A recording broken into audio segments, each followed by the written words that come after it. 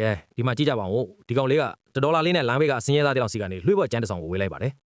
သူ့ကိုဒီထက်ကပညာတန်ရန်ပထမမနိုင်တဲ့တိုင်းစွာကြီးဖြစ်ပြီးလို့ဖွက်လိုက်တော့တကယ်များဖြစ်လိုက်ပါဗလားလို့တွေးမိမှာပဲနော်ဒါပေမဲ့ဒီကောင်လေးကတော့တစ်ချက်ကြည့်အောင်နေမယ်အဲ့ဒီတိုင်းခွက်ဒီအားလုံးကိုတောက်မြောက်ထားခဲ့ပါတယ်နှစ်3ပွဲလေးချင်းပြီးတဲ့နောက်မှာတော့သူဟာကျန်းကိုအပြီးတက်လိုက်ပါပြီ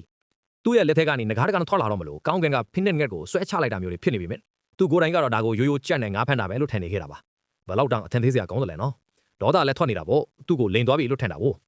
ဒီတော့ဘယ်သူနဲ့မှမတူတဲ့တိုင်းပညာတွေပိုင်ဆိုင်ထားပေမဲ့သူ့ရဲ့သမီးလေးကိုကျွေးမွေးဖို့အတွက်အစားအစာပို့တဲ့အစပို့သမားအဖြစ်ပဲလုပ်ကင်နေရတာဖြစ်ပါတယ်။တနေ့လမ်းမှာပြုတ်ကျတော့မယ်ကြောက်ရွံ့ကြီးကိုသူဖမ်းလိုက်တာမြင်လိုက်ရတယ်နော်။ကြောက်ရွံ့က1500ကီလိုဂရမ်လောက်အလေးချိန်ရှိနေတာကိုသူကပစ္စည်းအတုလေးပဲလို့ထင်နေခဲ့တယ်။သူထွက်သွားတော့မှပဲလက်တဖက်နဲ့မလိုက်နိုင်တယ်ဆိုတာကိုလူတွေသဘောပေါက်ကြတာပါ။ဒီမြင်ကွင်းကိုသူသမီးလေးမြင်သွားတော့သူ့အဖေဟာတိုင်းဆရာကြီးထက်တယ်ဆိုတာကိုရိပ်မိသွားခဲ့ပါတယ်။ဒါကြောင့်မို့သူကချန်ပီယံဆုကလာပါတဲ့တခင်မလေးနဲ့လက်ထက်ရမယ်ပြိုင်ပွဲကိုချက်ချင်းဆွဲခေါ်သွားပါတယ်။ပြိုင်ပွဲချိန်ပေါ်ရောက်တော့သမီးလေးကဒီနေ့ချန်ပီယံကငါ့အဖေပဲလို့အားရပါရအောက်လိုက်ပါတယ်။ဘေးကပြိုင်ပွဲဝင်တွေကဟာစပိုသမားကများဆိုပြီးတော့လောင်ပြောင်နေကြတာကိုကြည့်ပါဦးဒါပေမဲ့သမီးလေးကတော့ကြောက်စိတ်လုံးဝမရှိပါဘူး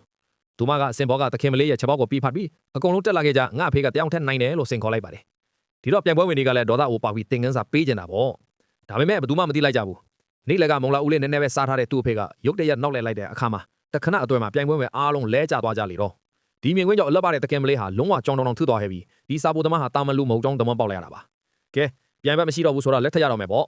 လက်ထပ်ပြီးတဲ့နောက်မှာတခင်မလေးကသူ့အဖေစီကိုခေါ်သွားပါတယ်။တရုံလောင်းကိုမြင်လာတဲ့တခင်မလေးရဲ့အဖေကငါသမီးဘဝရဲ့အကြီးမားဆုံးအမားပဲဆိုပြီးချက်ချင်းကောက်ချက်ချလိုက်ပါတယ်။ဒီလူကိုလုံးဝလက်မခံနိုင်ဘူးဆိုပြီးစမ်းသပ်မှုတစ်ခုပေးလိုက်ပါတယ်။အဲ့ဒါကတော့ဘိုးဘွားမီရှူကိုထွန်းညိုက်ပြီးနတ်တဖျားရဲ့အတီးပြုတ်ချုပ်ရရှိဖို့ပဲဖြစ်ပါတယ်။ဒီလူကမိတိုင်တုံးတိုင်ကိုမိညိုက်လိုက်ပြီးမြဲဘာမှမဖြစ်ခဲ့ပါဘူး။သူထွက်သွားဖို့ပြင်ဆင်နေတော့ပဲရုတ်တရက်ကောင်းကင်ကိုတက်တဲ့ထိုးဖောက်သွားတဲ့ရွှေကောင်အလင်းတန်းကြီးပေါ်လာခဲ့ပါတယ်။ဘယ်လိုစွမ်းနာတွေများထွက်ပေါ်လာဦးမလဲဆိုတာကိုတော့ဆက်ပြီးစောင့်ကြည့်ရတော့မှာပါ။